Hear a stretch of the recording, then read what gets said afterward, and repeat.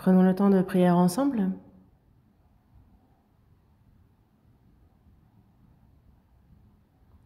Dieu notre Père, toi qui es saint, gracieux et miséricordieux, nous vivions dans nos péchés et nos iniquités, tu nous as sauvés.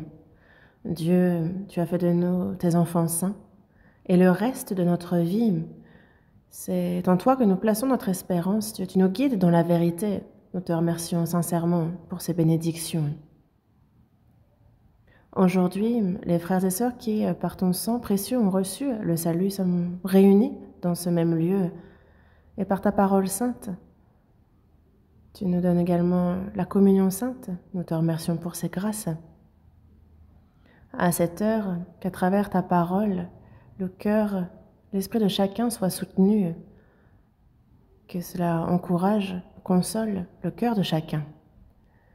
Que ta parole qui est témoignée se grave profondément dans le cœur de chacun, que ça se manifeste, qu'il y ait du changement dans la vie de chacun, que tu sois glorifié par les bons fruits que nous portons. Aide-nous pour cela. Aide-nous à connaître davantage nos faiblesses pour qu'on se confie plus en toi. Aide-nous à connaître toujours plus quelle est ta volonté, ce qui est bon, agréable et parfait à tes yeux. Parmi nous, il y a ceux qui sont faibles, ceux qui font face à diverses adversités, difficultés, épreuves. Tu connais la situation de chacun. Aide chacun. Qu'à travers ces adversités, ces difficultés et ces épreuves, ce soit en toi, Seigneur, qu'il se confie. Qu'aucun parmi nous ne s'égare. Aide-nous pour cela.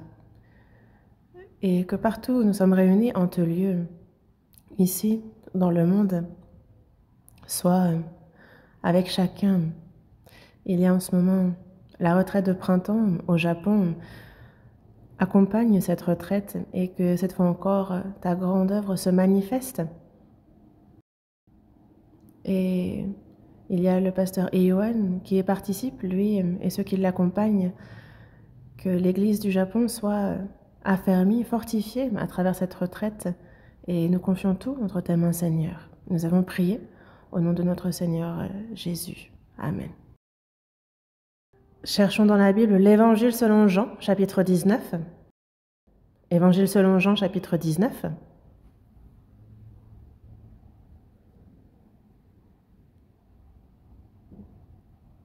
Évangile selon Jean, chapitre 19.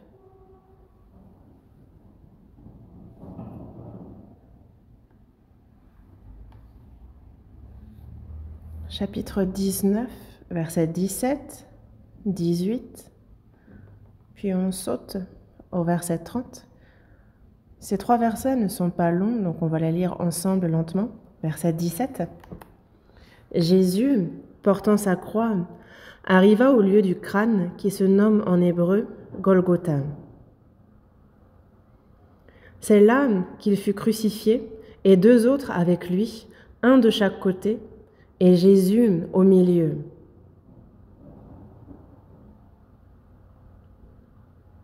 Verset 30. Quand Jésus eut pris le vinaigre, il dit « Tout est accompli ». Et, baissant la tête, il rendit l'esprit. Merci.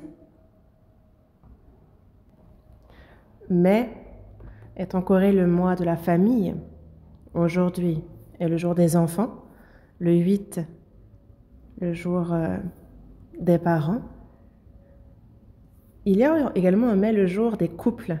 Vous connaissez la date? Vous êtes nombreux à ignorer la date de ce jour. Mai est le mois de la famille. Et on a donc un jour où 2 deviennent 1. C'est le 21 mai, le jour des couples. Le pasteur Lee est en pleine retraite de printemps au Japon. Et aujourd'hui est le dernier jour de cette retraite. Merci de prier dans votre cœur pour cette retraite et que l'œuvre de Dieu soit grande lors de cette retraite. Merci de votre participation par la prière. Ici, dans ce passage, il serait bon que je vous parle de la famille, vu qu'on est dans le mois de la famille, mais quand le pasteur Lee va revenir, je crois en ce qu'il vous en parlera et qu'il vous donnera la parole nécessaire. Ici, dans Jean, chapitre 19, versets 17 et 18, si on revient à ces versets, Jésus, portant sa croix, arriva au lieu du crâne, qui se nomme en hébreu Golgotha. Golgotha est un lieu d'exécution pour les prisonniers. Les Juifs n'étaient pas exécutés dans la cité, mais à l'extérieur. Et c'est pour cela que Jésus s'est chargé de sa croix dans la cité de Jérusalem, mais il est allé jusqu'à Golgotha pour la crucifixion. D'où il porte sa croix, mais il arrive au lieu du crâne, qui se nomme en hébreu Golgotha. Il fut crucifié à partir de 9 heures du matin, et ce pendant 6 heures, jusqu'à 3 heures de l'après-midi, au moment où il dit « tout est accompli », qu'il baisse la tête et il rend l'esprit, comme nous le dit ce verset. Ici, dans le verset 17, Jésus portant sa croix. Portant sa croix. Et ça saute aux yeux, cette particularité. D'où le titre du sermon d'aujourd'hui, sa croix. Jésus, durant les 33 ans de sa vie passée sur terre dans la chair, Jésus, si on regarde sa vie, il a tout emprunté. Jésus, à sa naissance, utilise le ventre de la Vierge Marie pour venir dans ce monde. Et lorsqu'il naît à Bethléem, c'est dans une crèche, une mangeoire qu'il a empruntée durant 33 ans. Il a vécu dans cette famille, la famille de Joseph, qui était un pauvre charpentier. Et durant sa vie publique, il emprunte le bateau de Pierre dans Luc chapitre 5. Il monte dans ce bateau et c'est alors de ce bateau qu'il prêche à la foule, comme c'est écrit dans la Bible. Et lorsqu'il monte à Jérusalem, il n'avait pas où poser sa tête. Il va donc sur le mont des Oliviers, c'est là qu'il dort. Jésus, lorsqu'il entre dans la cité de Jérusalem, il entre à dos d'ânon, mais on se rend compte que cet ânon aussi, il l'a emprunté. Et aussi, juste avant sa mort, lors du dernier dîner, avant son exécution, il utilise aussi la salle de Marie, la maman de Marc. Durant toute sa vie, il a tout emprunté. Mais il y avait une chose qui lui appartenait, portant sa croix. Et Jésus, portant sa croix, la croix où il fut crucifié. Et comme Jésus a porté sa croix, chacun de nous, nous qui sommes sauvés, chacun, il y a cette croix que nous devons porter. Chacun a la sienne, c'est sûr. Il nous le dit dans Luc chapitre 14. « Quiconque ne porte pas sa croix et ne me suit pas ne peut être mon disciple. » Le Seigneur l'a dit.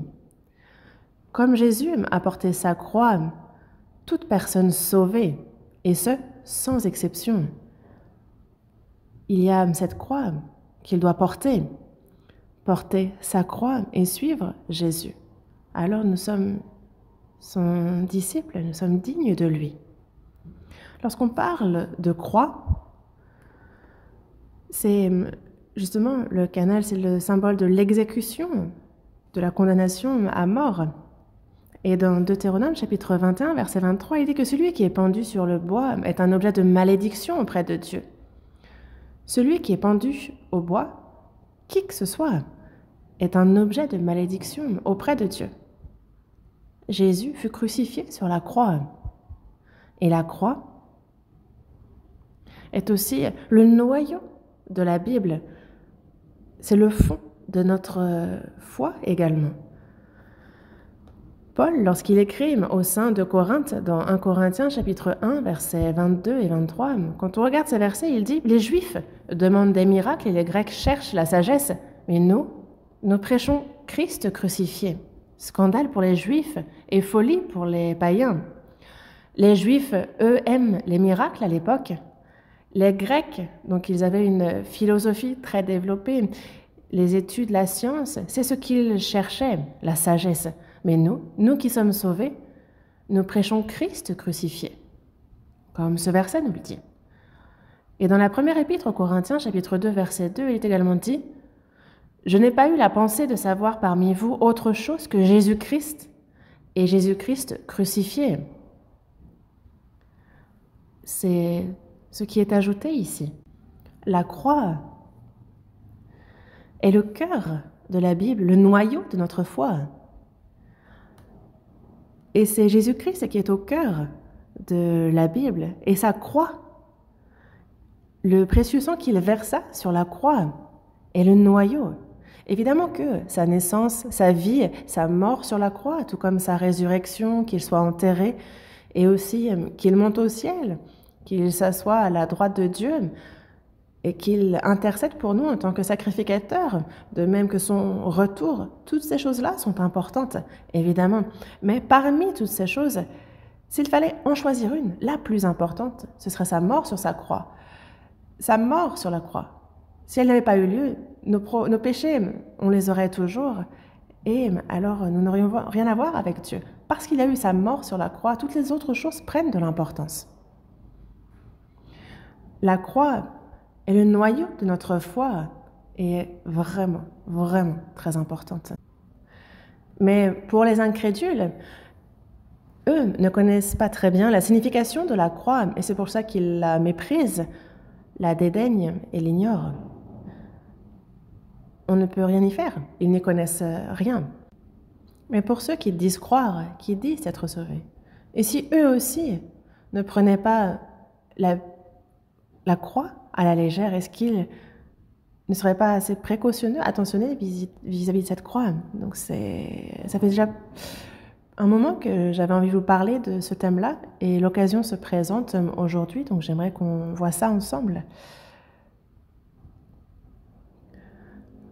Dans certains films, parfois, on peut voir justement des gens avec une croix, un crucifix, et on les voit dans certaines scènes chasser les démons avec. Et c'est quelque chose que j'ai entendu, moi, directement. On a cette nourriture qui est offerte en sacrifice, comme dans 1 Corinthiens chapitre 10, et certains à qui on dit de ne pas en manger parce que c'est un problème de conscience. Bon, évidemment que c'est un pasteur, non pas de notre église, mais un pasteur d'une autre église qui m'en parlait, mais il disait que même si ce sont de la nourriture normalement offerte en sacrifice, si on fait le signe de la croix, alors on peut en manger. Mais toutes ces choses-là, c'est vraiment idolâtrer la croix. Dans le passé, donc lorsqu'il y a eu les serpents brûlants qui mordaient, il a été dit justement que regarder le serpent d'airain permettrait de vivre. Mais ce n'est pas le serpent d'airain en soi qui avait la puissance de sauver, mais c'était de suivre la parole de Dieu qui disait de regarder ce serpent d'airain. Mais même encore 800 ans après, même à l'époque d'Ézéchias, il suivait ce serpent d'airain, il l'idolâtrait. Et c'est pour ça que Ézéchias, qui lance la réforme dans la foi, met en pièces le serpent d'airain, disant que c'est juste une statue d'airain. Il y a donc tous ces objets en forme de croix que l'on porte, et si on pense que cet objet-là a de la puissance, ça, c'est de l'idolâtrie, forcément. Et on a tous ces accessoires en forme de croix aussi, que ce soit des pendentifs, des boucles d'oreilles, des bracelets, des broches pour les cheveux ou des pinces. Évidemment que moi, la croix est vraiment le pilier de la foi des croyants. On le retrouve aussi, par exemple, devant ce pupitre aussi. justement ceux qui... je ne suis pas du tout contre le fait qu'on porte une croix comme symbole de notre foi en Dieu. Mais, toutefois, la croix, pour nous, quel lien cela a avec nous? Quelle signification elle a? Si on ne réfléchit pas profondément à cela, alors ça pose problème. Nous, à quel point est-ce qu'on réfléchit profondément à tout ce qui concerne la croix? Dans Hébreux, chapitre 3, verset 1, il est dit « C'est pourquoi, frères saints, qui avaient part à la vocation céleste, considérez l'apôtre et le souverain sacrificateur de la foi que nous professons. » Considérez.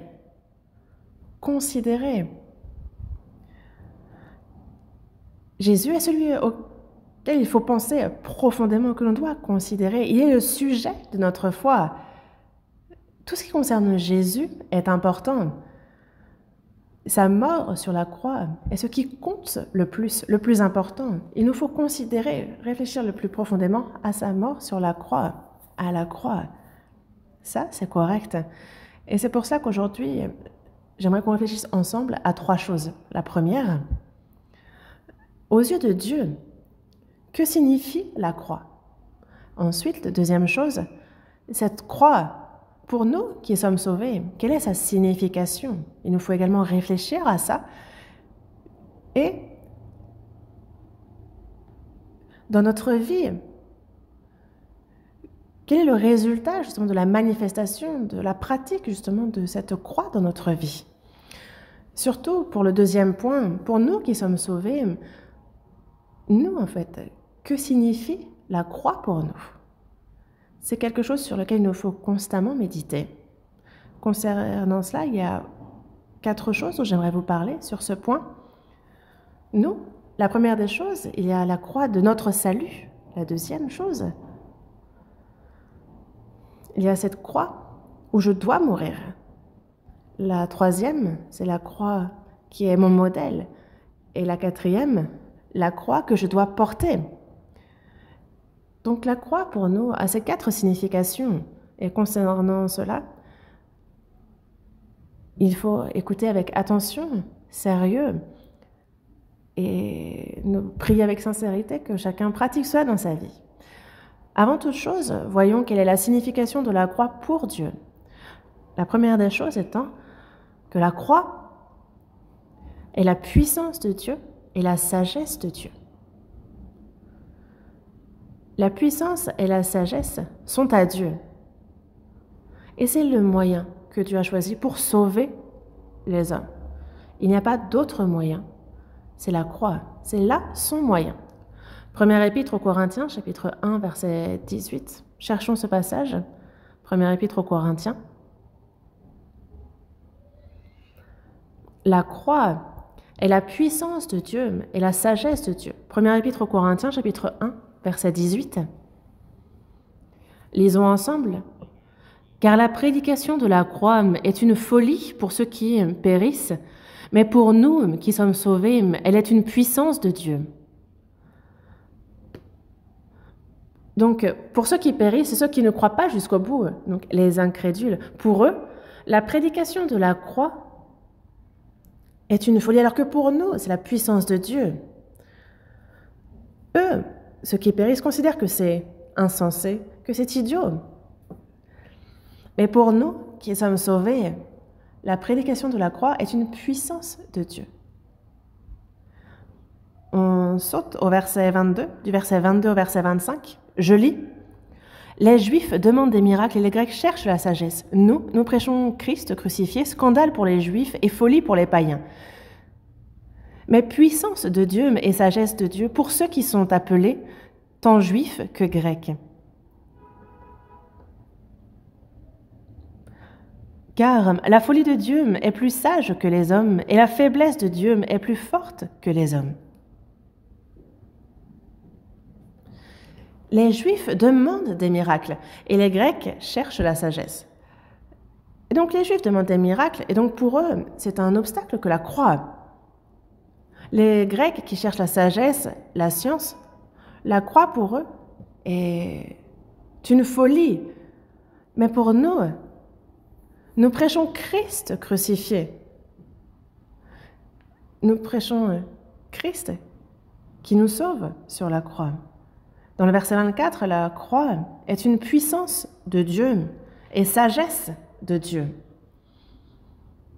La prédication de la croix est une puissance de Dieu, mais la sagesse de Dieu.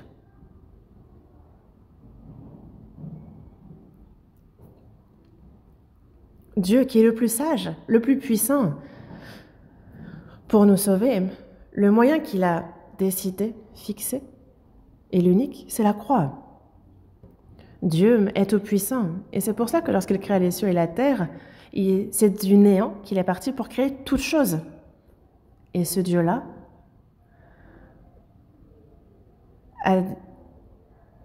est tout à fait puissant pour, avec tout pouvoir surnaturel, de tout créer, de tout faire. Vous voyez, il y a Abraham, Sarah, dans une situation où il leur était impossible d'avoir des enfants, Dieu a ouvert le ventre de Sarah afin de lui donner Isaac, son fils. Et c'est par la puissance de Dieu qu'il l'a fait. Vous voyez Israël qui passa 400 ans de servitude en Égypte, il les fit sortir d'Égypte. Et une fois sortis, ils se plaignent de ne pas avoir de viande à manger. Et ce n'est pas pendant un jour, 2 jours, c'est pendant plus d'1 mois que Dieu va leur donner des cailles, les faire venir pour nourrir son peuple, au point que même dans l'air, on sentait la bonne odeur des cailles. Il a certainement dû rassembler toutes les cailles du monde entier. Où est-ce qu'il les a fait pour les leur donner? On ne peut pas savoir. Mais pour tout ce peuple, au point que cette odeur de cailles était dans leurs narines, tous les jours, il leur a permis de pouvoir en manger. Il leur a amené ces cailles. Et si ce n'est pas Dieu, c'est quelque chose de complètement impossible. Sa puissance, sa sagesse, son intelligence n'a point de limite. Cette sagesse, son intelligence, a fixé comme moyen pour sauver l'homme de ses péchés que ce serait la croix qui les sauverait. Et c'est pour cela que dans la première épître aux Corinthiens, chapitre 2, du verset 6 au verset 8, versets 6 à 8, on lit ensemble. « Cependant, c'est une sagesse que nous prêchons parmi les parfaits, sagesse qui n'est pas de ce siècle, ni des chefs de ce siècle qui vont être anéantis. Nous prêchons la sagesse de Dieu, mystérieuse et cachée, que Dieu, avant les siècles, avait destinée pour notre gloire, sagesse qu'aucun des chefs de ce siècle n'a connue, car s'ils l'eussent connue, ils n'auraient pas crucifié le Seigneur de gloire. »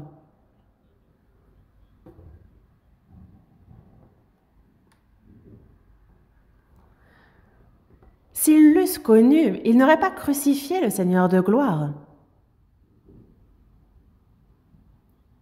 La croix n'est pas la sagesse de ce siècle, ni des chefs de ce siècle, mais c'est la sagesse de Dieu, mystérieuse et cachée. Dieu, c'est à travers la croix, à travers ce moyen de la croix qu'il sauve. Et c'est avant même la fondation du monde qu'il avait déjà fixé, que ce serait par ce moyen-là qu'il sauverait. Mais c'est à travers donc la croix qu'il sauve les hommes. Lui qui est tout-puissant, c'est quelque chose que Dieu, omniscient, c'est lui qui a fixé ce moyen-là, mais ce monde-là ne le connaît pas et c'est pour cela qu'il le rejette. La croix est la puissance de Dieu, elle est la sagesse de Dieu. Il est la sagesse, il est la puissance. Et pour le salut des hommes, le moyen qu'il a fixé pour leur salut, c'est la croix. La deuxième des choses est que la croix, aux yeux de Dieu, c'est l'âme où justement il va pouvoir, c'est le seul moyen pour le salut des hommes où on va pouvoir manifester et la justice et la grâce de Dieu, donc tout le caractère divin de Dieu. La croix, justement, a cette harmonie entre sa justice et son amour. Et donc la croix est l'unique moyen de Dieu pour sauver les hommes et de pouvoir en même temps contenter et son aspect justice et son aspect amour, ce qui le caractérise, lui, Dieu. Et c'est pour ça que dans Ésaïe, chapitre 30, verset 18, il dit que l'Éternel est un Dieu juste. Quand on dit juste, on dit qu'il est saint, juste et bon. Lui qui est saint, juste et bon, ça se manifeste dans sa parole, dans sa loi. Donc dans Romains, chapitre 7, verset 12, on peut lire que la loi donc est sainte et le commandement est saint, juste et bon. La loi, les commandements sont saints, justes et bons. Ça manifeste le caractère même de Dieu. Sa loi, ses commandements manifestent bien qui est Dieu. Qu'est-ce qui le caractérise? Ce qui est saint, juste et bon, c'est ça, la justice de Dieu. Il est également dit que Dieu est lumière et qu'il n'y a point en lui de ténèbres. Dans la première épître de Jean, chapitre 1, verset 5, c'est ce qui nous est dit. Dieu est lumière. Quand on dit qu'il est également juste, c'est ce qu'on entend par là. Il n'y a point en lui de ténèbres. Dieu, qui est ainsi justice, déteste le péché. Il juge le péché. Il n'a pas d'autre choix. Mais il y a aussi une caractéristique contraire chez Dieu. Dans la première épître de Jean, chapitre 4, verset 8, dans le verset 16 également, à 2 reprises, il est dit que Dieu est amour. Dieu forma l'homme à son image. Il forma l'homme à son image. Il aime l'homme. Et c'est pour cela qu'il ne souhaite pas que l'homme périsse, il souhaite le sauver. La justice de Dieu fait qu'il faut absolument juger le péché, mais l'amour de Dieu fait qu'il peut sauver tout pécheur de par son amour. S'il est le péché et qu'il doit juger ce péché, cela n'empêche que Dieu aime l'homme et qu'il le sauve. Et donc, sa justice est parfaite et son amour est parfait également. Donc, en Dieu, en ce même Dieu, il y a et le caractère juste et le caractère amour. Et la croix manifeste l'harmonie entre ces deux-là, l'accomplissement des deux sur la croix. Il sauve donc l'homme. Et pour cela, il doit accomplir et l'amour et la justice. Et la croix est l'unique moyen de le faire. Il n'y a pas d'autre moyen. Quand nous avons le séminaire biblique, il y a un exemple que l'on prend souvent. Il y a donc un roi grec, et à l'époque de ce roi, le pays était tellement désordonné, déréglé dans sa morale, et il y avait en particulier beaucoup d'impudicité. Et c'est pour cela que le roi, afin de remettre un peu dans les rails en termes de morale son royaume, il disait que toute personne qui commet l'impudicité, on lui ôtera les deux yeux. Il y a cette loi qui est votée, mais la première personne à enfreindre cette loi, c'est le fils unique du roi, le prince appelé à être roi plus tard. La situation devient grave. Et il y a les gens alentour qui disent, est-ce qu'on ne peut pas enlever les yeux du prince? Il va devenir roi. Le peuple lui dit, même si c'est le roi, s'il y a une loi, il faut appliquer cette loi. Voyons ce qui va se passer. Donc tout le monde était attentif. Et on a beau réfléchir, il n'y a pas d'autre solution. Le jour arrive, le roi appelle son fils, il le juge, et il a réellement commis l'impudicité. Et donc le verdict tombe, ôtez-lui les deux yeux. Et justement, on ôte un œil au prince, il hurle. Et alors qu'il s'apprête à ôter le second, il lui dit « Attends !» Ce que fit le roi, c'est qu'il prit un couteau pour s'ôter son propre œil. Oui, c'est la loi que d'ôter les yeux de la personne qui a commis l'impudicité, mais c'est l'amour qu'on le roi ôte un de ses yeux pour son fils. Donc on voit le roi accomplir et la loi et son amour. Et c'est devant son peuple que clairement il affiche ces deux aspects. De même, la croix satisfait la justice de Dieu et son amour. Ce sont les deux qui parfaitement sont accomplis sur la croix. Comment?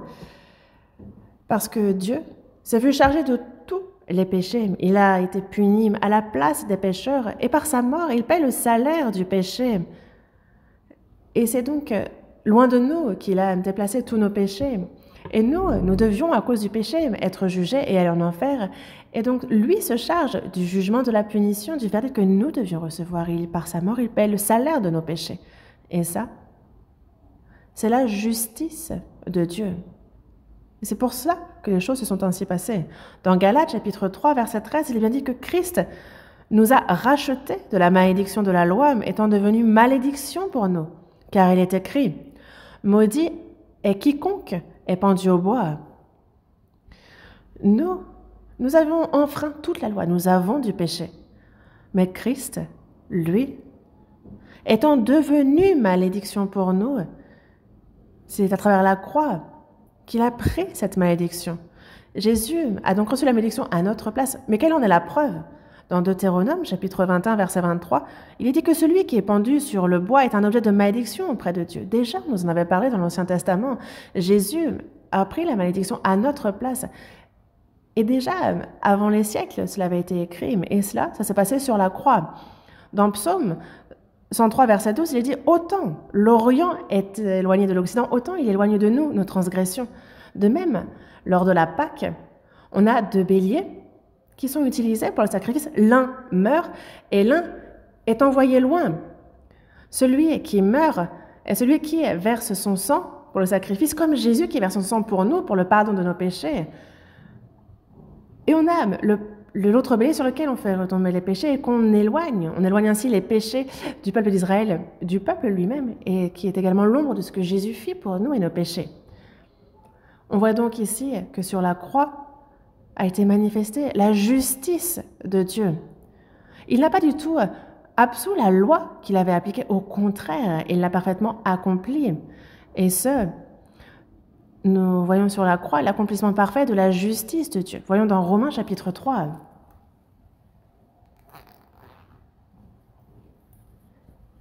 Romains chapitre 3, verset 26.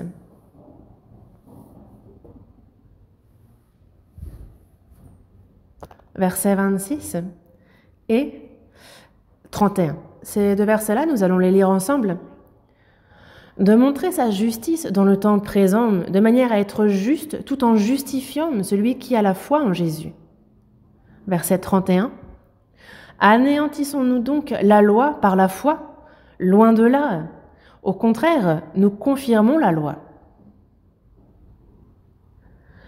Dans le temps présent, c'est quand? Il y a 2000 ans, Jésus est venu, a été crucifié. C'est de cela dont on parle.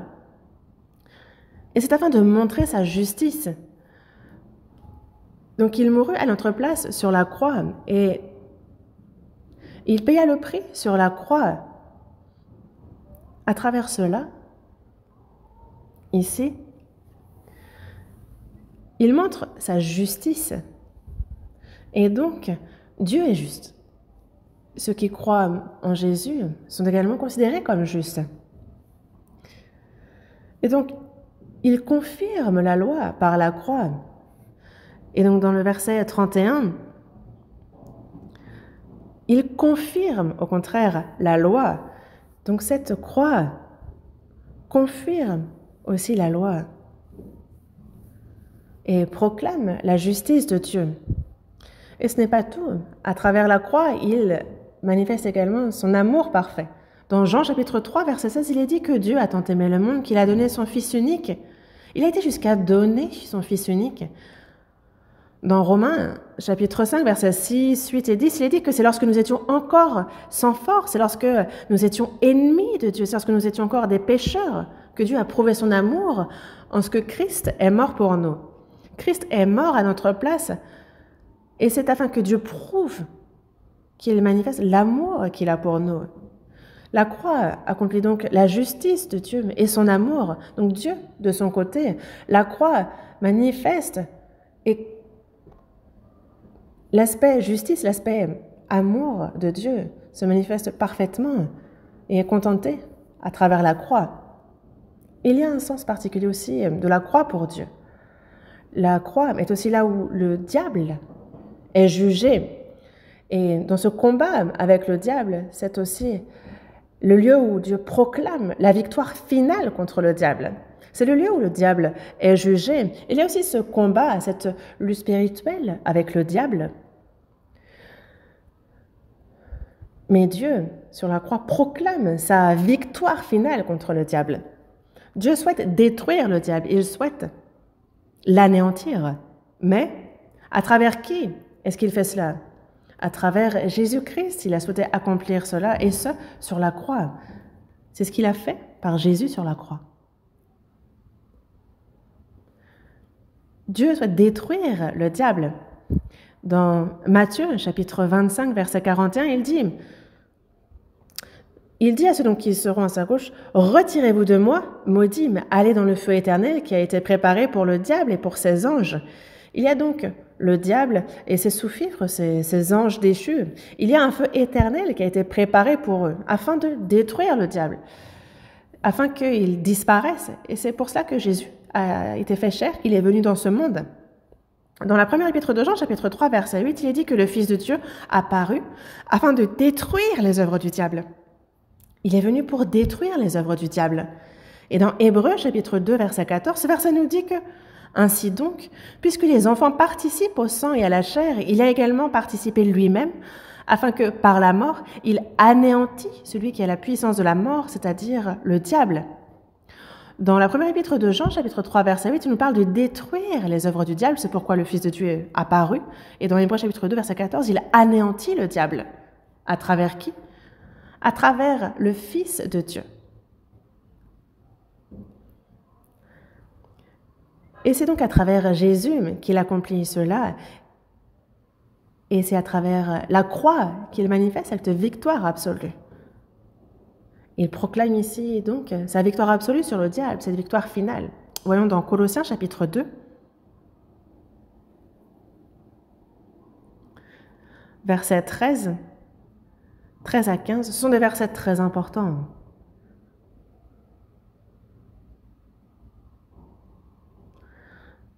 Du verset 13 au verset 15, lisons ensemble lentement. « Vous qui étiez morts par vos offenses et par l'incirconcision de votre chair, il vous a rendus à la vie avec lui, en nous faisant grâce pour toutes nos offenses. Il a effacé l'acte dont les ordonnances nous condamnaient et qui subsistait contre nous, et il l'a détruit en le clouant à la croix. Il a dépouillé les dominations et les autorités, et les a livrées publiquement en spectacle en triomphant d'elles par la croix. » Ici, on voit qu'il triomphe d'elle par la croix. Il a triomphé. C'est bon. La croix est là où est proclamée la victoire finale. Le triomphe, comment? Dans le verset 13. Voyons dans le verset 13. Lui, il a fait grâce pour toutes nos offenses. Il a réglé tout cela. Il a versé son sang pour prix de nos péchés. Il a ainsi pardonné nos péchés sur la croix. Et il s'est passé quelque chose d'important dans le verset 15. Il a dépouillé les dominations et les autorités. Domination et autorité, ici, on nous parle des anges déchus. Et il les a dépouillés, il les a anéantis, il les a désarmés. C'est ce que cela signifie dans la langue originelle. Le diable est fort, mais le Seigneur l'est bien plus encore. Dans la Bible, on voit cette lutte spirituelle entre le diable et Dieu. Dans Matthieu, dans Luc, chapitre 11 en particulier, versets 21 et 22, on nous parle d'un homme fort et bien armé qui garde sa maison, et donc ce qu'il possède est en sûreté. Et on a le diable armé qui garde justement les âmes sous son emprise. À cause du péché, à cause de la désobéissance de l'homme, ils sont sous l'emprise du diable et ne sont plus de Dieu. Mais si un plus fort que lui survient et le dompte, il lui enlève toutes les armes dans lesquelles il se confiait et il distribue ses dépouilles. Jésus est venu. Et justement, il se bat, il enlève toutes les armes à l'homme fort. Les armes du diable, quelles sont-elles? C'est le péché. Il fait pécher afin qu'on soit en lui et afin de traîner ses âmes avec lui en enfer. L'arme la plus puissante du diable, c'est le péché de pousser l'homme à pécher. Mais Jésus, sur la croix, a pardonné tous les péchés. Il a réglé le problème des péchés. Il a donc dépouillé le diable, il l'a désarmé. Il lui a enlevé toutes les armes. Il a dépouillé les dominations et les autorités. Il les a livrées publiquement en spectacle. Donc toutes ces âmes qui étaient sous l'emprise du diable, il les a fait passer en Dieu.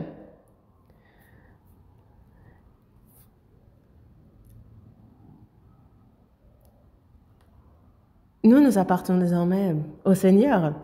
Et ici aussi,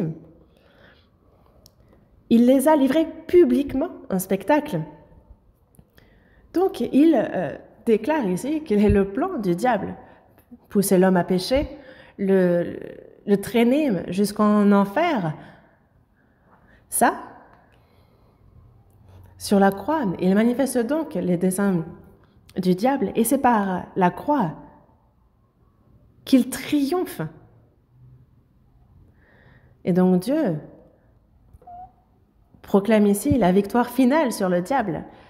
Dans Jean, chapitre 16, verset 11, il dit « Le jugement, parce que le prince de ce monde est jugé. » Le prince de ce monde, c'est le diable. Le diable est jugé. Jugé, c'est terminé, fini. Il est jugé. Où? Sur la croix. Et donc, le diable, maintenant, c'est comme un serpent à la tête fendue. Sachez que même si la tête fendue, un serpent, ça se déplace. Vous avez déjà vu ça peut-être? Non? Le diable, c'est à travers le péché qu'il tire, qu'il conduit l'homme en enfer. Mais puisque le problème du péché a été parfaitement résolu, désormais le diable n'a plus de puissance. Et donc, au final, dans cette lutte avec le diable, c'est Dieu qui est vainqueur sur la croix. Et la croix est là où il proclame la victoire finale sur le diable. Et donc dans Apocalypse, on peut voir à la toute fin que le diable entre dans le feu de l'enfer. Et il y a ceux qui, jusqu'au bout, ne vont pas croire en l'évangile, ne pas se repentir. Eux qui, jusqu'au bout, vont être du côté du diable. Et eux seront jugés pour tous les péchés, connaîtront la seconde mort et entreront dans les temps de feu, là où va le diable. Et c'est ici le destin final du diable. Et cette destinée, où est-ce qu'elle est tombée? Elle a été décidée sur la croix. Dieu proclame justement sa victoire finale à la croix. Et voyez, Dieu est tout-puissant, il a une intelligence sans limite. Lui qui est sage, intelligent sans limite, tout-puissant, lui, le moyen qu'il a fixé pour sauver l'homme, c'est la croix. Dieu est juste, il est amour, et l'unique moyen d'accomplir et de parfaire tout cela, c'était la croix pour le salut des hommes. Et la croix est aussi là où le diable a été jugé, là où Dieu proclame sa victoire finale sur le diable. Et c'est la signification que la croix a pour Dieu. Dieu aussi se concentre sur la croix. Il accomplit toutes choses sur la croix, par la croix. Et pour nous alors, pour nous qui sommes sauvés, que signifie la croix? Il faut qu'on y réfléchisse bien et que l'on pratique ça dans nos vies. Le titre, vous vous en souvenez? Il ne faut absolument pas l'oublier. La croix qui m'a sauvé, la croix où je dois mourir, la croix qui est mon modèle, que je dois imiter, la croix que je dois porter. Ça fait déjà 2 fois que je vous le dis, mais vous inquiétez pas, je le répéterai encore. C'est important de répéter parce qu'il ne faut pas oublier, au moins, souvenez-vous du titre. La première des choses est la croix de mon salut, la croix qui m'a sauvé. C'est déjà du passé pour la personne sauvée, c'est quelque chose qui s'est déjà accompli. Pour chacun d'entre nous, nous avons reçu le salut par la croix. La croix est le lieu où moi, j'ai été sauvé. C'est là où mes péchés ont été pardonnés, là où s'est accomplie la rédemption éternelle. J'ai reçu le pardon de mes péchés, j'ai reçu la rédemption. Ne vous méprenez pas sur ces termes. Ce n'est pas que j'ai oublié les péchés que j'ai commis ou mon expérience, non. Même sauvé, on se souvient des péchés qu'on a commis, on se souvient de... Ce n'est pas que notre mémoire a été effacée, ce n'est pas ce qu'il nous dit. Et cela a ôté notre nature pécheresse qui est en nous non plus. Non, nous avons reçu le salut, mais il y a en nous ce sang qui était en Adam. Nous avons cette chair, nous avons ce tempérament charnel, et ça n'a pas disparu. Mais alors, que peut bien signifier d'avoir reçu la rédemption? C'est que Jésus a pris ce jugement à cause du péché, et nous, désormais, nous ne sommes plus jugés, nous ne sommes plus condamnés. Il nous a séparés du péché, et il a réglé légalement ce problème du péché vis-à-vis de nous. Simplement, Jésus a été jugé à notre place, et moi, je n'ai plus à être jugé. Mais c'est pour cela que dans Jean, chapitre 5, verset 24, il est dit que celui qui croit à celui qui m'a envoyé à la vie éternelle, il ne vient point en jugement, mais il est passé de la mort à la vie. Donc on ne vient plus en jugement. Le péché a été légalement résolu, et ça a été uniquement possible par la grâce et non pas par mes œuvres. Non, seulement par la foi en la croix. Un peu comme, regardez, le serpent d'airain permettait de survivre. Nous avons vu, il y a eu repentance, foi en la croix, dans les faits. Et c'est par la grâce que nous avons été sauvés. Et encore maintenant, fondés sur la foi, nous sommes en contact avec Dieu par cette croix. Et il y a donc Emmanuel qui s'accomplit par la croix. Dieu est avec nous. Et c'est sur la base de cette croix que je suis en communion avec Dieu. C'est basé sur cette foi que je peux même prier Dieu encore maintenant. Et c'est pour cela que quand nous prions, à la fin, nous disons « Au nom de Jésus, nous avons prié ». Qu'est-ce que cela veut dire?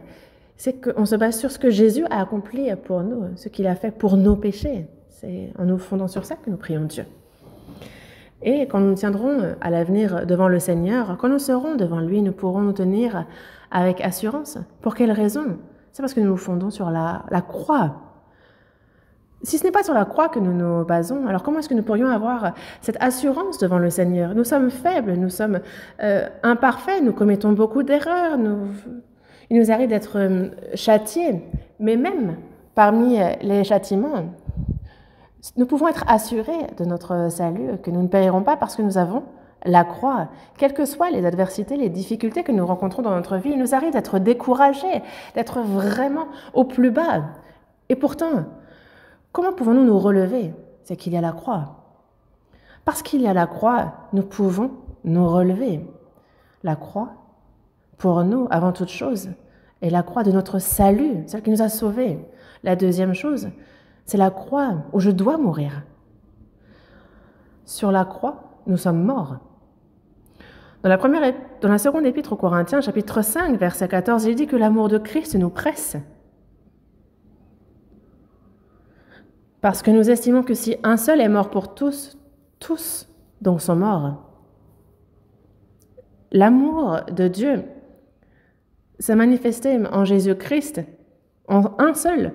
Et cela fait qu'un seul a été jugé, mais tous ont été jugés en lui. Et parce qu'un seul est mort, tous donc sont morts. Et donc tous nos péchés sont retombés sur Jésus. Il fut jugé, il est mort, mais nous sommes morts avec lui. Oui, nous sommes morts.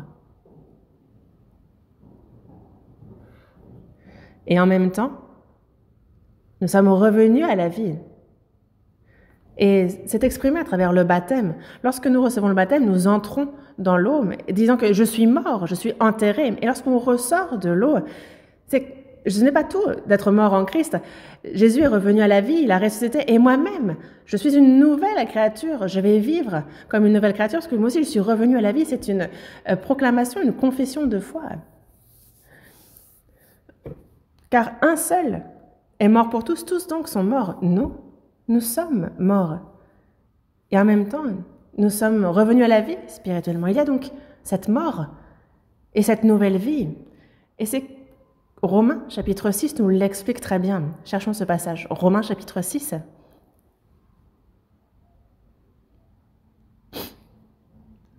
Romains chapitre 6, verset 3. Verset 3.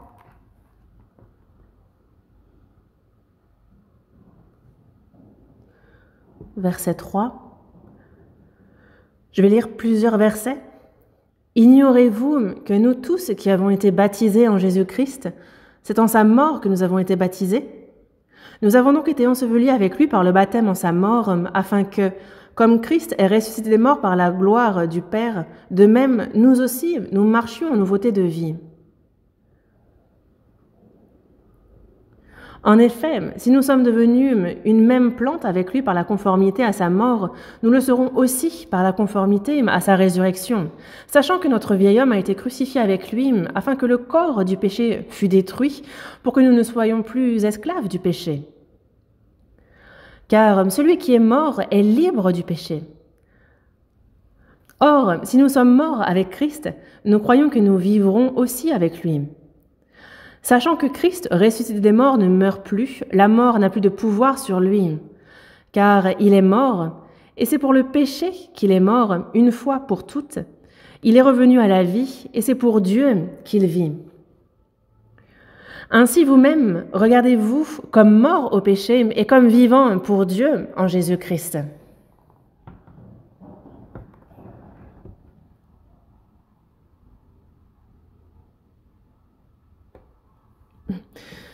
C'est donc un passage important, et parmi ces versets, il y a un verset sur lequel il faut qu'on s'arrête, le « en ». J'ai dit quoi ? « En ». Regardez bien. Dans ce court passage, on a « en Jésus-Christ, en sa mort », avec ces mots-là se répètent ici. Donc ça nous parle de cette union. On va aller chercher ces mots. Verset 3, en Jésus-Christ. Et après, c'est en sa mort. Verset 4, donc était enseveli avec lui. Un peu plus loin, nous aussi. Nous marchons en nouveauté de vie. Nous aussi. Verset 5, donc désormais, c'est par la conformité à sa mort que nous le serons aussi par la conformité à sa résurrection. Verset 6, sachant que notre vieil homme a été crucifié avec lui. Verset 8, or si nous sommes morts avec Christ, nous croyons que nous vivrons aussi avec lui. Avec lui. Verset 11, ainsi vous-même, regardez-vous comme morts au péché. L'expression qui se répète ici, c'est en, avec, ensemble, comme. Ça nous parle de cette union. Et donc moi, je suis unie, je suis un désormais avec Jésus-Christ. Mais concrètement, en quoi sommes-nous un ? Nous sommes devenus un en sa mort. Et nous sommes devenus un en sa résurrection. La mort de Jésus, c'est notre mort. Et nous sommes également un dans sa résurrection. Et si nous sommes un dans sa mort, c'est que nous sommes morts, nous aussi. On a été ensevelis avec lui. C'est dans sa mort. Et pour ce qui est de la résurrection, c'est reprendre vie. Et c'est pour cela que être un avec sa résurrection, en sa résurrection, c'est que nous-mêmes, nous avons repris vie. Nous sommes vivants en Christ. Le vieil homme est mort. Et c'est en lui que nous avons repris vie. Et c'est pour ça que dans le verset 6, il est dit « Sachant que notre vieil homme a été crucifié avec lui ». On nous parle du vieil homme. Et à la fin du verset 4, de même, nous aussi, nous marchions en nouveauté de vie. Désormais, nous avons reçu une nouvelle vie. Nous sommes une nouvelle créature dans la résurrection avec Christ. Nous sommes revenus à la vie. Il y a donc quelque chose qui est mort et quelque chose qui est revenu à la vie. Je suis mort et je suis une nouvelle vie. Et ça, véritablement, comment ça s'applique dans la vie ? On le vit comment au quotidien, ça ? Comment appliquer ça dans notre vie ? Qu'est-ce que la mort ? Ça, il faut le savoir. Et ça, il faut continuer à le tuer au quotidien et savoir ce qui a repris vie pour que chaque jour, au quotidien, concernant ce qui a pris vie, il faut qu'on le fasse croître, qu'on le fasse grandir. C'est ça, pratiquer dans notre vie. Dans Romains chapitre 6, dans le verset 10 et 11, si on regarde bien ces versets, il est dit « Car il est mort, et c'est pour le péché qu'il est mort une fois pour toutes, il est revenu à la vie. » Il y a quelque chose qui est mort, quelque chose qui est revenu à la vie. Il est mort, c'est pour le péché, une fois pour toutes. Et c'est pour Dieu qu'il vit. Il est revenu à la vie, c'est pour Dieu. Ainsi vous-même, donc il en va de même pour nous. Ainsi vous-même, regardez-vous comme mort au péché. Donc nous aussi, on est mort au péché et on est comme vivant pour Dieu en Jésus-Christ. Il y a quelque chose qui est mort, quelque chose qui est revenu à la vie. Mais il y a certaines personnes qui se méprennent sur ce verset. Ils disent que lorsqu'on reçoit le salut, c'est donc une fois pour toutes qu'on comprend le pardon des péchés. On a donc la rédemption éternelle qui s'accomplit en une fois. Oui, c'est ça. Mais ils pensent que donc, il y a donc cette mort qui est une mort une fois pour toutes, et ils pensent que c'est donc du jour au lendemain qu'on devient quelqu'un d'excellent, qu'on change complètement du jour au lendemain. Certaines personnes parlent ainsi, mais non, c'est faux. Regardez bien ici, verset 11, il ne faut pas se méprendre ici. À la fin, il est dit, regardez-vous comme. C'est du présent, ce n'est pas du passé.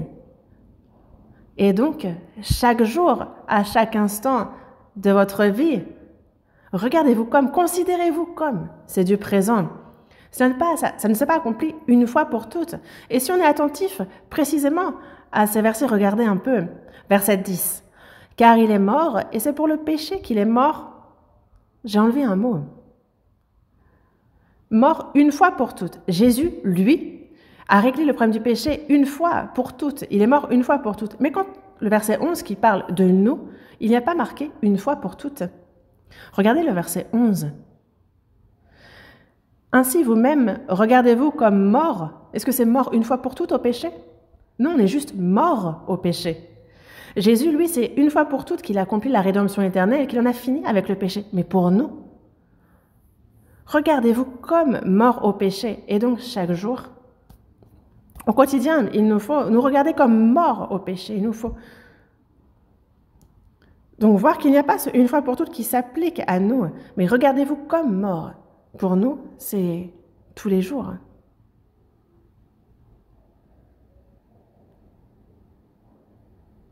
Et donc, nous, dans notre vie, il nous faut reconnaître que nous sommes morts. Mais il nous faut savoir qu'est-ce qui est mort. Et que jusqu'à ce qu'on aille retrouver le Seigneur, il y a ces choses qui doivent mourir dans ma vie. Les morts ne réagissent absolument pas. Les cadavres dans les tombes, allez voir, essayez de les insulter. Est-ce qu'ils vont réagir à vos insultes? Un mort n'a aucune réaction. Nous-mêmes, que le monde nous insulte, que le péché nous insulte, que nos désirs nous insultent, en fait, une chose qu'il faut qu'on se rappelle, c'est que nous sommes morts. Quand? Nous sommes morts sur la croix. Tu es mort, mais pourquoi tu pêches? Ah, tu dis que tu es mort, mais pourquoi tu poursuis le monde? Ah, tu es mort et pourtant tu poursuis tes désirs.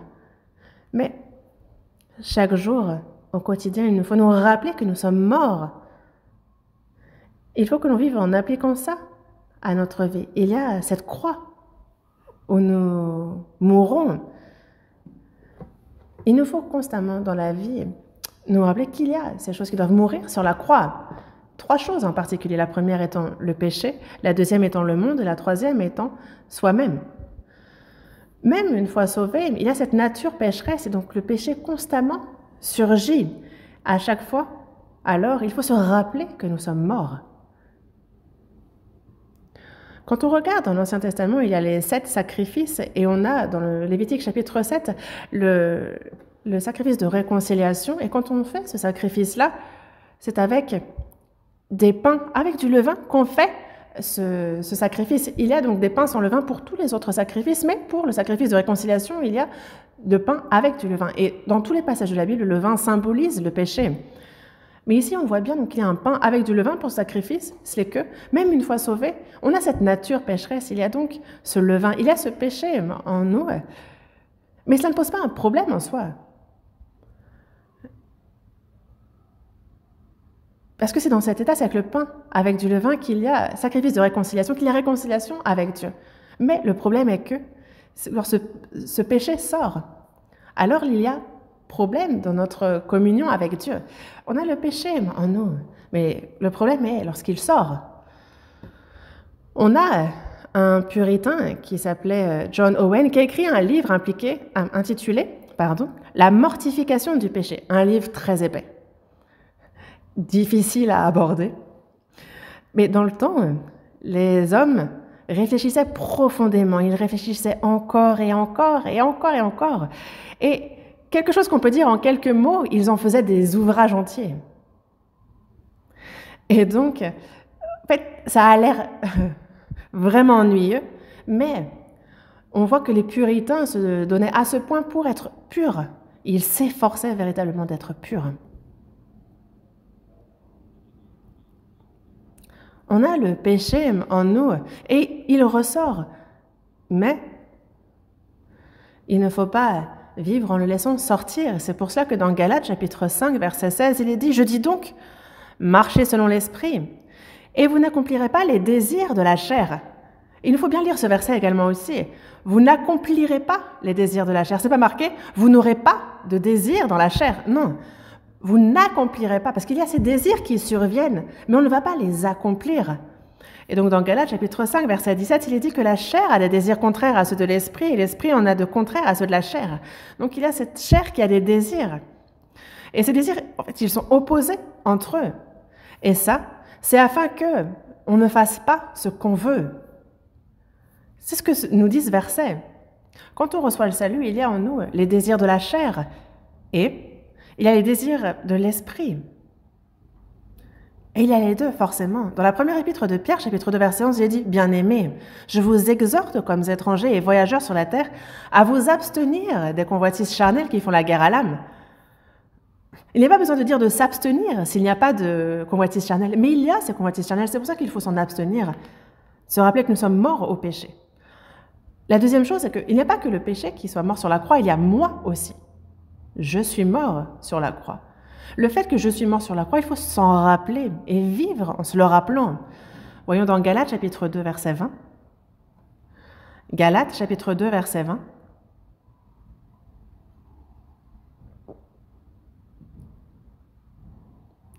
C'est un verset que nous connaissons bien.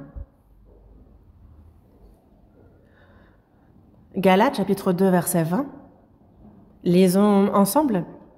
J'ai été crucifié avec Christ, et si je vis, ce n'est plus moi qui vis, mais c'est Christ qui vit en moi. Et si je vis maintenant dans la chair, je vis dans la foi au Fils de Dieu, qui m'a aimé et qui s'est livré lui-même pour moi.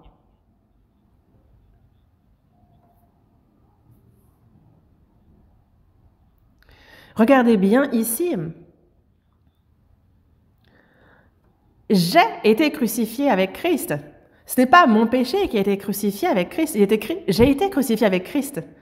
Mes péchés, évidemment. Mais moi-même, j'ai aussi été crucifié avec Christ. Et je suis mort aussi sur la croix. Donc ce n'est plus moi qui vis. C'est quoi ce moi? C'est mon entêtement, mon orgueil, ma volonté, mes désirs, tous mes rêves que je souhaite accomplir, tout ce que je veux, quoi que ce soit, toute chose. Lorsque Jésus est mort sur la croix, mon vieil homme aussi est mort sur la croix avec Jésus. Et ce n'est plus moi qui vis. Désormais, c'est Christ qui vit en moi. En moi, il y a Christ.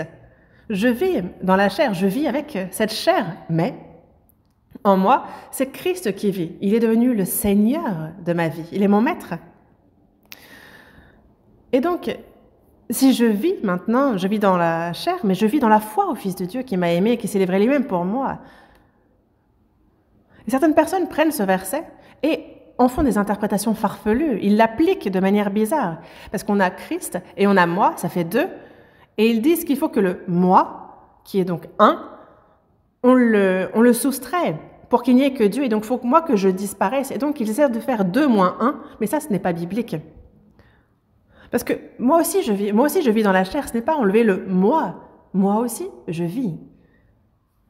Moi aussi, je vis, mais je mène une vie dont le maître, dont le Seigneur, c'est le Seigneur. Une vie qui obéit à la parole de Dieu, que ce soit mes ambitions, que ce soit mes désirs, que ce soit mon entêtement, mon orgueil, tout ce qui ne correspond pas à Dieu, tout ce qui n'est pas biblique, ça, je le tue. Pourquoi? Parce que je suis déjà mort. Mon vieil homme est mort. Et donc, Ah, mais pourquoi est-ce que tu cherches à faire ça, sœur? Pourquoi est-ce que tu cherches à faire ça, frère? Est-ce que ça veut dire qu'il ne faut rien faire? Ne parlez pas ainsi, non. Désormais, moi aussi, je vis dans la chair, je fais le service pour Dieu. Il nous faut être zélés, mais seulement c'est dans la volonté de Dieu qu'il nous faut vivre. Il y a quelque chose qui doit mourir, ça, on le tue, mais il y a ce que Dieu veut. Vivre pour lui, on est revenu à la vie. Je vis désormais pour Dieu. Il nous faut désormais être zélés, chercher premièrement le royaume et la justice de Dieu. Donc,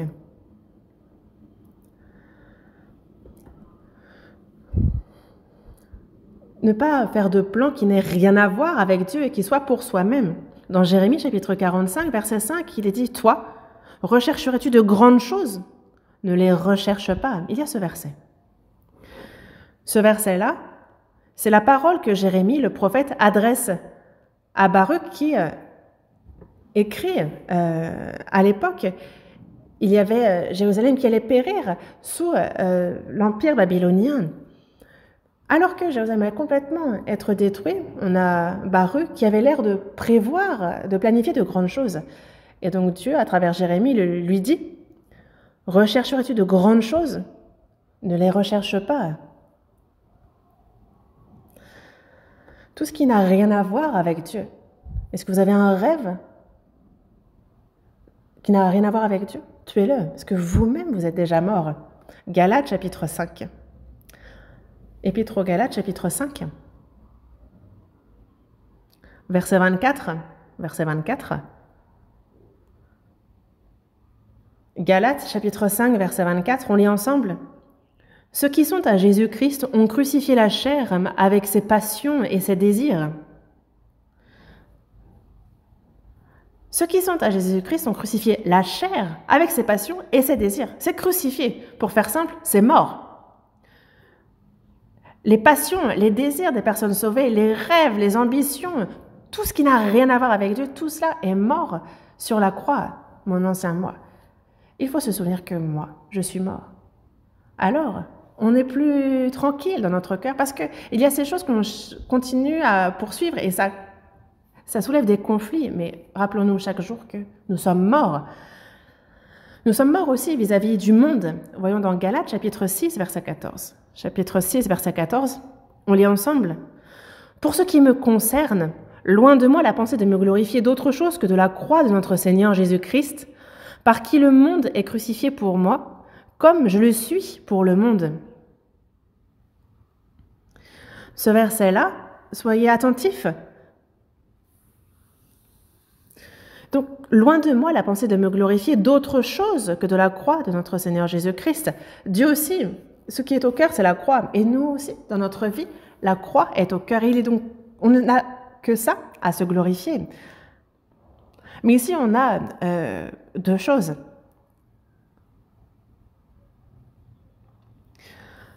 Donc, le Seigneur Jésus-Christ, par qui le monde est crucifié pour moi, comme je le suis pour le monde.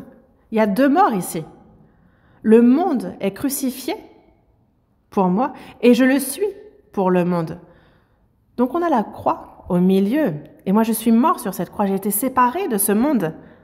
Le monde, désormais, n'a plus aucun droit sur nous. Pourquoi? Parce que nous sommes séparés de ce monde et que nous sommes en Dieu désormais. Le monde n'a désormais plus aucun droit sur nous. Il ne peut pas nous dominer. Nous appartenons à Dieu. Nous sommes en lui. Le monde n'a donc plus aucune autorité, aucun pouvoir sur nous. Et nous de même, comme je le suis pour le monde. Qu'est-ce que cela veut dire? Ça veut dire que pour nous aussi, désormais, nous n'avons plus d'attachement pour ce monde. Plus de regrets. Je vais vous prendre un exemple. Lors de la traversée de la mer Rouge, on a donc le peuple qui traverse et qui se retrouve dans le désert, et on a le peuple d'Égypte qui les suit. Mais on a le peuple d'Israël qui a donc accompli la Pâque et qui sort, donc on a ici le salut, et ensuite il traverse la mer Rouge et il se retrouve en Israël. Mais est-ce que, une fois que ce peuple est en Israël, est-ce que l'Égypte a encore autorité? Est-ce qu'elle peut encore dire quoi que ce soit? Non, elle n'a plus aucun droit sur le peuple d'Israël. Et le peuple d'Israël qui est dans le désert, désormais ne peut pas non plus avoir d'attachement à l'Égypte, parce que donc, même si elle s'y attache, elle ne peut pas y retourner. Et durant 40 ans passés dans le désert, le peuple d'Israël, lui, s'est attaché à l'Égypte. C'est un peu comme les gens de ce monde sauvés qui s'attachent à ce monde quand même. Et justement, ils se plaignaient de ne plus avoir de viande qu'ils mangeaient pourtant quand ils étaient en Égypte. Mais s'ils se souviennent des poissons, il faut qu'ils se souviennent aussi qu'ils mangeaient des concombres, des melons, des poireaux, des oignons, des gousses d'ail, enfin du verre, quoi. Mais voyez combien c'est surprenant que Dieu les conduise jusqu'en Canaan, qu'il les accompagne.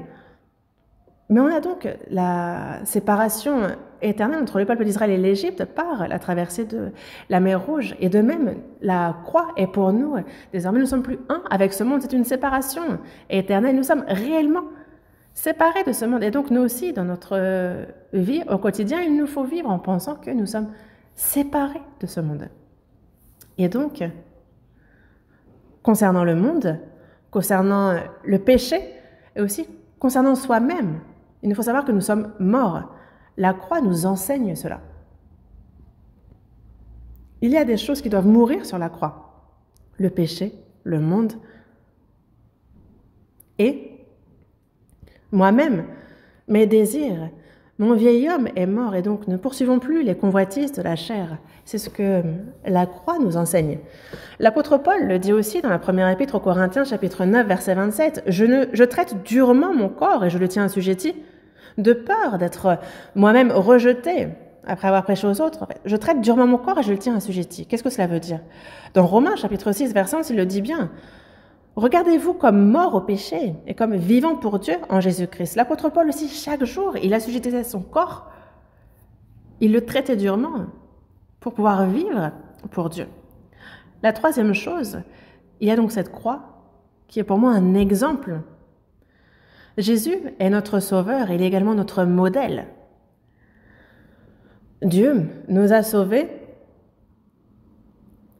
et il souhaite désormais que nous ressemblions à Jésus. Et c'est pour ça que dans Galates chapitre 4, verset 19, l'apôtre Paul dit « Mes enfants, pour qui j'éprouve de nouveau les douleurs de l'enfantement jusqu'à ce que Christ soit formé en vous. » C'est ce qu'il dit. Oui, il y a donc ces douleurs de l'enfantement quand il y a la nouvelle naissance, mais pour qu'une personne sauvée désormais ressemble aussi au Seigneur, il y a de nouveau ces douleurs de l'enfantement. Dieu ne s'arrête pas à nous sauver. Il souhaite que nous ressemblions au Seigneur. Mais à quel niveau? À tous égards. À tous égards. Dans Éphésiens chapitre 4, verset 15, il est dit que professant la vérité dans la charité, nous croissions à tous égards en celui qui est le chef, Christ. Il souhaite que nous croissions à tous égards, que nous nous ressemblions à Christ, le chef, à tous égards. Non pas ressembler aux frères et sœurs qui sont à nos côtés, non pas ressembler aux prédicateurs ou à ceux qui nous auraient devancés dans la foi. Notre but, c'est de croître à tous égards en celui qui est le chef, Christ, lui ressembler à lui. La croix nous enseigne cela. Ah, il y a quelque chose auquel il faut que nous ressemblions. Il y a beaucoup de choses, mais principalement 5 choses auxquelles il faut qu'on ressemble. L'humilité. La deuxième, c'est l'obéissance, la soumission.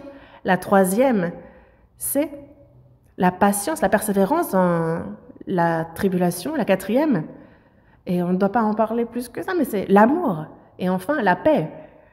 La croix nous montre donc ces 5 choses à imiter, sur lesquelles prendre exemple.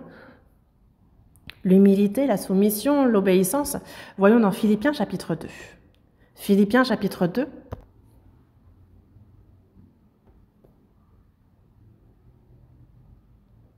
Philippiens chapitre 2, du verset 5 au verset 8, je lis.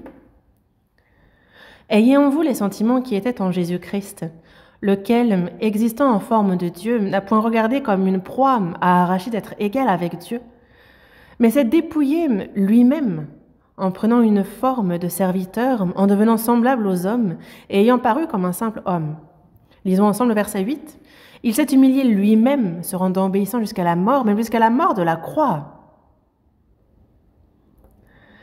Ayez en vous les sentiments.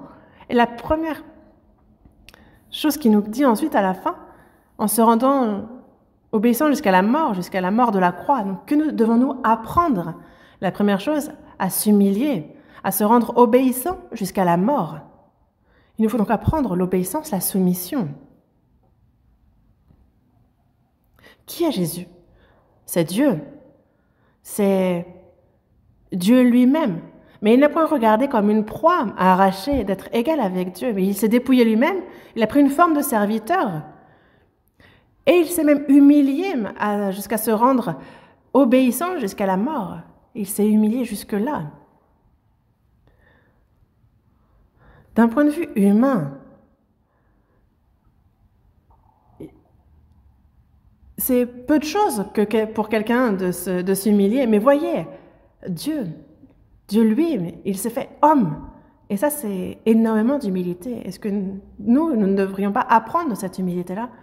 Est-ce que nous ne sommes pas beaucoup trop orgueilleux devant le Seigneur? Et même ceux qui pensent s'être humiliés, en comparaison à l'humilité de Jésus, votre humiliation n'est rien, n'est-ce pas? Jésus, quand il est venu dans ce monde, il aurait très bien pu venir en étant une apparence massive, mais non, il est venu comme une faible plante, comme un rejeton qui sort de terre. Il n'avait ni beauté, son aspect n'avait rien pour nous plaire. Il aurait pu venir de la famille d'Hérode, il aurait pu venir d'une famille romaine, mais non. C'est dans une famille d'un pauvre charpentier en Galilée, donc déjà une terre rejetée aussi. Il est venu dans une famille d'un pauvre charpentier. Il a été traité avec dédain, méprisé. Et vous avez vu à quel point. Mais nous, on cherche constamment à s'élever. On attend beaucoup de choses de ce monde. Mais il n'y a pas de mal à vivre dans un peu plus de confort si c'est Dieu qui l'a donné. Mais ce cœur, cette attitude à en vouloir toujours plus, là, c'est mauvais. Le Seigneur fut pauvre, méprisé, insulté, rejeté. Et vous voudriez que ce monde qui l'ait rejeté vous reçoive bien. Nous sommes encore bien leur tout appris de l'humilité du Seigneur. Et le Seigneur s'est rendu obéissant, il s'est soumis jusqu'à la mort de la croix. Il s'est véritablement soumis, il a obéi à la volonté de Dieu. Et c'est pour cela qu'on a Ésaïe, il y a jusqu'à 66 chapitres, mais le chapitre 42, 49, 50, 53, lorsqu'on parle de Jésus, à chaque fois, il est décrit comme étant « mon serviteur, mon serviteur, mon serviteur ». Jésus s'est véritablement soumis, il a obéi à la volonté de Dieu et il a ainsi accompli notre salut. Notre salut, c'est la seconde chose, la première des choses, c'est qu'il a été obéissant, il s'est soumis à la volonté de Dieu. Et c'est la première des choses qu'il devait accomplir. Et c'est un modèle pour nous en cela. Et nous alors? Dans ce monde, il n'y a plus d'ordre, c'est sans dessus-dessous. Et nous aussi, à partir d'un moment, nous avons commencé à ne plus trop obéir à l'ordre dans l'Église, à ne plus trop obéir, nous soumettre à la parole de Dieu. Nous, notre but, c'est l'obéissance, la soumission du Seigneur. Quand on regarde sa soumission, son obéissance, nous obéissons à de trop petites choses. Nous devons apprendre de la soumission, de l'obéissance du Seigneur. C'est pour cela que dans 1 Samuel, chapitre 15, verset 22, il est bien dit que l'obéissance vaut mieux que les sacrifices. Être zélé est une bonne chose, mais avant toute chose, il faut obéir, se soumettre. Et la troisième chose, c'est aussi un modèle de persévérance, de patience dans la souffrance. Surtout quand on supporte de souffrir injustement, alors qu'on fait le bien. Ça, il faut qu'on apprenne à supporter la souffrance, même lorsqu'elle est injuste, alors qu'on a fait le bien. Jésus, lui, supporta de souffrir injustement alors qu'il faisait le bien. Première épître de Pierre, chapitre 2.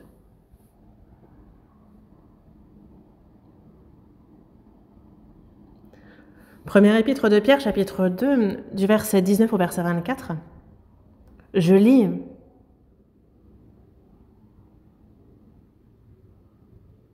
Verset 19.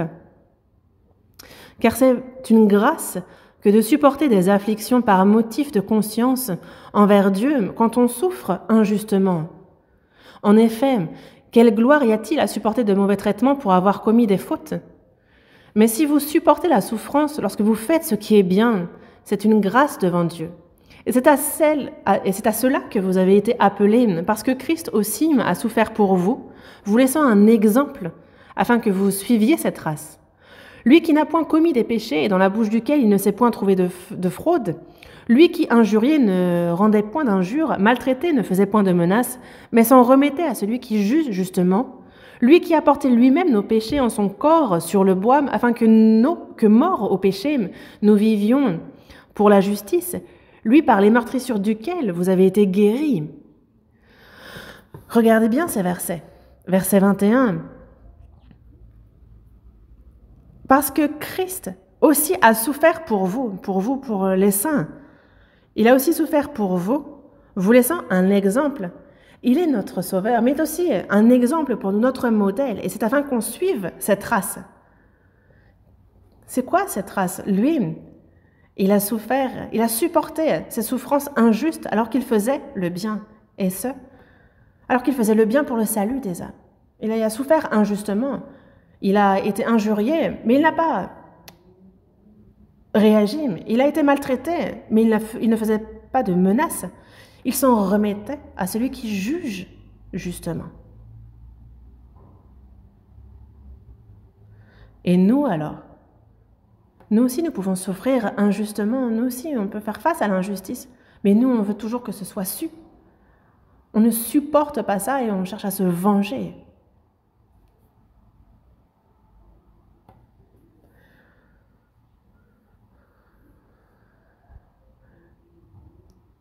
Parce que, quelle gloire y a-t-il à supporter de mauvais traitements pour avoir commis des péchés? Mais si vous supportez la souffrance lorsque vous faites ce qui est bien, c'est une grâce devant Dieu. Ça, c'est marcher sur les traces du Seigneur. Et c'est ce qu'il veut, que nous marchions dans ses pas.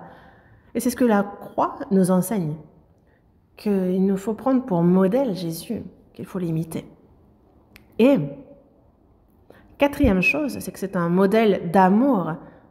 Car Dieu a tant aimé le monde qu'il a donné son Fils unique. C'est donc son amour qu'il manifeste. Dans Jean chapitre 13, verset 34, il dit bien « Je vous donne un commandement nouveau. Aimez-vous les uns les autres. Comme je vous ai aimé, vous aussi, aimez-vous les uns les autres. » C'est ce qu'il nous dit de faire. Comme je vous ai aimé. Il nous a aimés comment? Il est mort pour nous. Vous aussi, aimez-vous les uns les autres. Dans la première épître de Jean chapitre 3, verset 16, il dit bien que nous avons connu l'amour en ce qu'il nous a donné sa vie. Il a donné sa vie pour nous, et nous aussi, nous devons donner notre vie pour les frères. Dans le verset 18, il dit bien, aimons aussi en action et avec vérité. En action et avec vérité. La croix nous enseigne que le Seigneur Jésus nous a aimés et que nous devons aussi aimer. En comparaison à l'amour de Jésus, notre amour à nous est si petit. Et la cinquième chose, pour terminer, est que c'est un modèle de paix. La croix est une paix formidable, une double paix. La paix entre les hommes et la paix entre les hommes et Dieu. Une double paix. La croix, c'est donc une croix. Il y a l'horizontale et la verticale.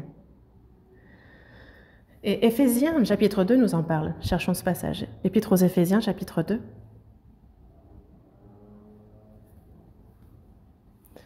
Éphésiens chapitre 2, verset 14. Verset 14. Car il est notre paix, lui qui des deux n'en a fait qu'un, et qui a renversé le mur de séparation, l'inimitié. Il est notre paix, lui qui des deux n'en a fait qu'un, et qui a renversé le mur de séparation. Il y avait le mur de séparation, le péché, donc entre l'homme et Dieu, et entre les Juifs et les païens, il y avait un mur de séparation qui est l'Ancien Testament, que ce soit les fêtes, que ce soit les sacrifices de purification, toutes ces choses-là, dès qu'elles existent, ça faisait que les Juifs et les païens ne pouvaient être un. Mais tout cela était une ombre. Et Jésus, qui est la représentation véritable sur la croix, il a détruit tout cela, il a renversé ce mur de séparation. Et même, il n'y a plus de temple à Jérusalem. Parce qu'avec ça, sinon, il serait impossible aux Juifs et aux païens d'être un.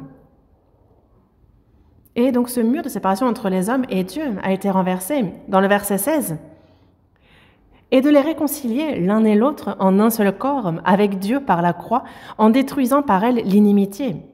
Il est venu annoncer la paix à vous qui étiez loin et la paix à ceux qui étaient près, car par lui nous avons les uns et les autres accès auprès du Père dans un même esprit.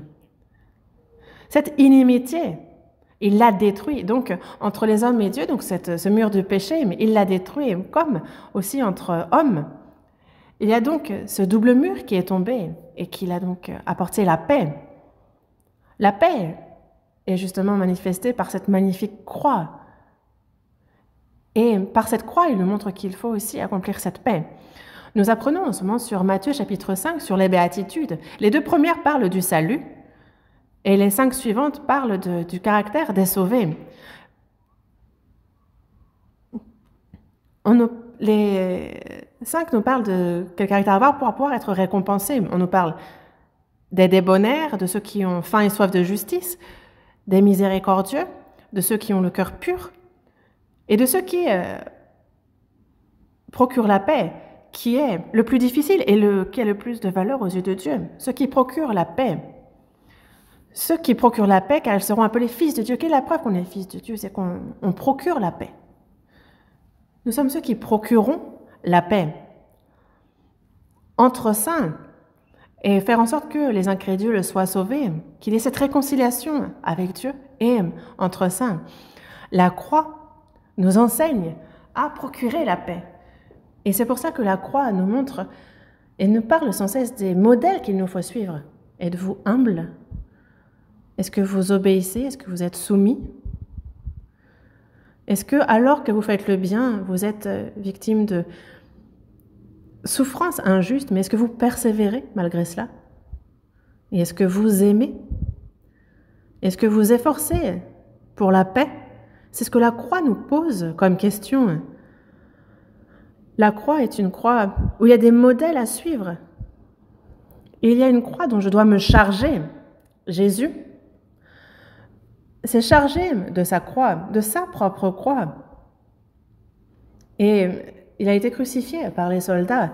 Mais nous, il se peut que le poids, la forme de la croix soit différente. Mais on a chacun cette croix qu'il nous faut absolument porter, dont on doit se charger. Il y a cette croix que Jésus a aussi, dont a chargé ses disciples. Voyons dans Luc chapitre 9. Luc chapitre 9.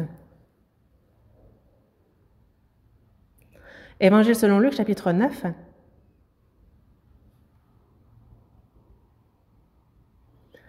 Luc chapitre 9.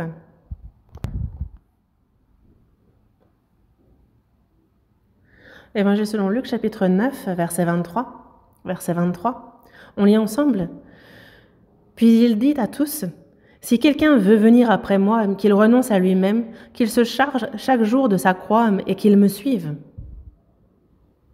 Ici, si quelqu'un fait qu'il n'y a pas d'exception, tout le monde, si quelqu'un veut venir après moi, qui veut suivre le Seigneur? La personne qui est sauvée, ce sont ses disciples qui le suivent. Mais pour ça, qu'il renonce à lui-même et qu'il se charge chaque jour de sa croix et qu'il me suive. Il y a 2 choses dont on nous parle ici. Renoncer à soi-même. Ce dont je vous ai parlé aujourd'hui, donc renoncer à soi-même correspondrait à la partie qui dit donc ce qui doit mourir sur cette croix. Donc mes pensées, mes idéaux, toutes ces choses-là doivent mourir sur la croix. Renoncer à soi-même et ensuite qu'il se charge chaque jour de sa croix. Il y a donc cette croix dont on doit chacun se charger, sa croix. C'est sa croix. Qu'il se charge de sa croix et qu'il me suive, quelle que soit la taille, quel que soit le poids, quelle que soit la forme, chacun a sa croix, forcément. Le fait de se charger de quelque chose sous-entend que c'est difficile. La croix n'est pas quelque chose de confortable et de pratique. Ce n'est pas simple et facile. La croix parle de souffrance. Quand on se charge de quelque chose, il y a un poids, c'est dur. Mais le Seigneur nous dit de nous en charger. Voyons aussi dans Luc chapitre 14, Évangile selon Luc chapitre 14, verset 26. Chapitre 14, verset 26. On lit ensemble le verset 26. Si quelqu'un vient à moi, et s'il ne hait pas son père, sa mère, sa femme, ses enfants, ses frères et ses sœurs, et même à sa propre vie, il ne peut être mon disciple. Et quiconque ne porte pas sa croix et ne me suit pas ne peut être mon disciple. La croix de qui? Sa croix. Dans Luc chapitre 14, on nous parle de 4 choses vis-à-vis des disciples. Donc il faut déjà, la première chose, aimer le Seigneur plus que toute autre chose. Et ensuite, c'est au prix de notre vie. La troisième chose, c'est qu'il faut aussi porter sa croix. Et dans le verset 33, il est dit qu'il faut aussi renoncer à tout ce qu'on possède. Donc il y a ces 4 choses en tant que disciple. Il faut donc prévoir ce que ça va nous coûter. La plus grande de ces choses, c'est qu'il faut se charger de sa croix. Il y a la croix propre à chacun. Et ça, on ne parle pas des difficultés qu'on rencontre après avoir choisi de suivre ses désirs, non. C'est cette croix dont charge chacun d'entre nous le Seigneur. Ça peut être pour certains l'environnement dans lequel on se trouve, un environnement dont je ne peux absolument pas m'échapper. Par exemple, la famille. Si la famille est heureuse et chaleureuse, c'est idéal, mais ce peut que ce soit au contraire de la souffrance, difficile, que ce soit le mari ou la femme ou les enfants ou les parents. Mais n'empêche que c'est une croix dont il faut se charger. Ce n'est pas quelque chose qu'on peut laisser derrière et fuir. La famille, cet environnement, ça peut être la croix pour certains. Et en même temps, cette croix, pour nous qui sommes sauvés, on vit sur cette terre, se peut que les persécutions des incrédules soient la croix. Nous ne pouvons qu'être persécutés parce que nous sommes les bons parmi les méchants. Et il se peut que ce soit la fonction qui nous a été donnée par Dieu. Il se peut que ce soit la croix pour certains. Jérémie s'est chargé du joug de Dieu. Et il le dit dans Lamentation, chapitre 3, verset 27, « Il est bon pour l'homme de porter le joug dans sa jeunesse. » Il a été appelé à être prophète, et c'est dans la difficulté jusqu'au bout, durant une 50aine d'années, qu'il va justement porter ce joug de son ministère, de sa fonction. Ce peut que pour certains, cette fonction soit sa croix. Et la plus importante des croix, c'est les souffrances que l'on reçoit dans la prédication de l'Évangile. Ça, c'est la croix. C'est une croix qui a un sens. Jésus est mort sur la croix pour accomplir l'Évangile. Et nous avons cette croix dont nous nous chargeons pour la prédication de l'Évangile. On s'en charge et on va de l'avant. Est-ce que votre croix est lourde? J'ai une petite histoire drôle. Il y avait en Italie, dans une région, quelqu'un qui se lamentait toute la journée de sa situation. Et parce que c'était trop difficile, il disait ne pas pouvoir, il pensait ne jamais pouvoir porter sa croix. Et donc c'est pour ça qu'avant de dormir, il priait ardemment à Dieu, disant dans sa prière de changer de croix. Il demandait de ne pas porter sa croix, mais une croix plus légère. Il demandait à changer sa croix pour une croix plus légère, disant que c'est trop dur. Mais Dieu s'est manifesté dans son rêve. Et donc il emmène cet homme dans une grande réserve. Et il arrive et il voit toutes sortes de croix différentes. La taille, le poids des croix étaient différentes.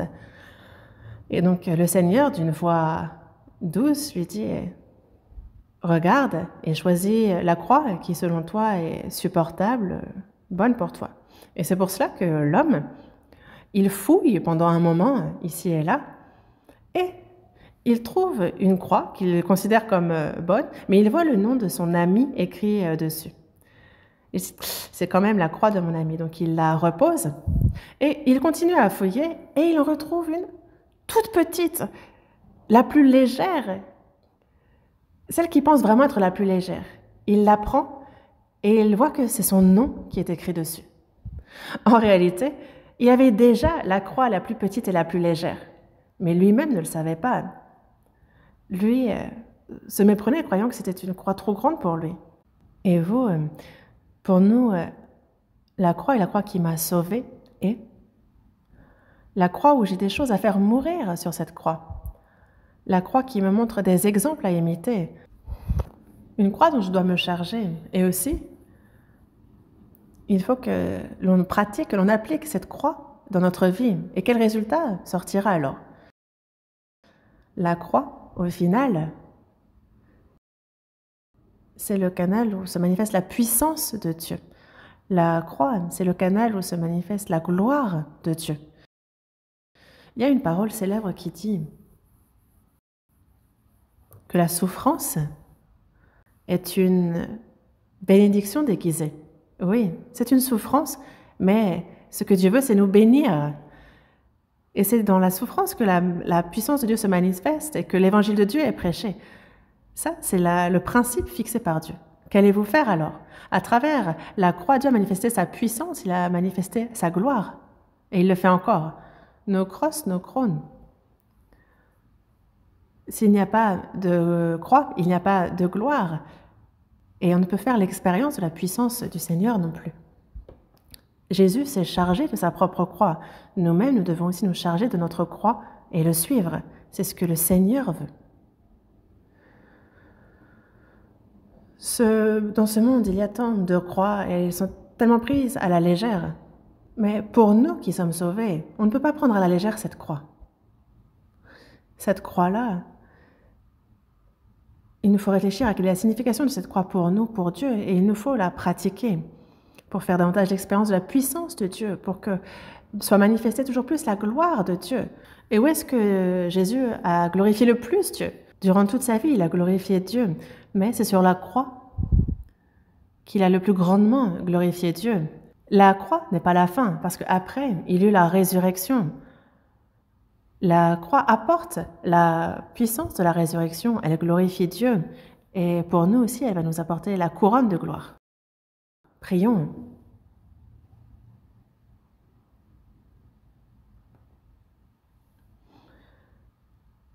Dieu, vraiment merci pour ta grâce et ton amour. Nous avons été enseignés par le Seigneur qui se charge de sa croix. Que l'on se souvienne que nous aussi, nous avons notre croix. Que l'on soit enseignés par ta croix et aide-nous à pouvoir vivre en suivant tes enseignements. Et ainsi que dans notre vie, tes bons fruits, ta gloire soient manifestée. Aide-nous. Sois avec nous pour le séminaire qui commence le 21, que de nombreuses âmes soient sauvées, que chacun de nous puisse se charger de la croix de l'Évangile. Nous avons prié au nom de notre Seigneur Jésus qui nous a sauvés. Amen.